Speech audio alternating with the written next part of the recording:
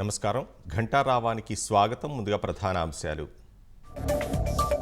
కేంద్రంతో కలిసి చేసే పనులపై దృష్టి పెట్టామన్న సీఎం. మ్యాచింగ్ గ్రాంట్ ఇచ్చి త్వరగా పూర్తయ్యేలా చూస్తామని వెల్లడి.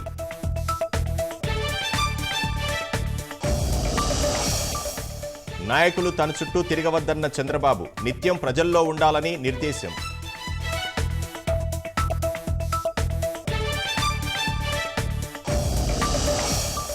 పసిపిల్లల్ని విక్రయిస్తున్న లేడీ ముఠా గుట్టురట్టు. 3 శిశువులను రక్షించిన విజయవాడ టాస్క్ ఫోర్స్ పోలీసులు.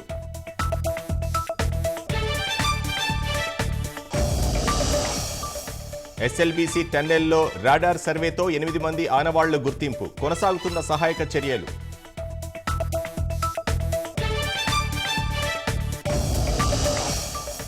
ప్రపంచ కర్మాగారంగా భారత్ అవతరిస్తోందన్న ప్రధాని మోదీ. దేశ శక్తి సామర్థ్యాలను ప్రపంచమంతా చూస్తోందని ఉద్ఘాటన.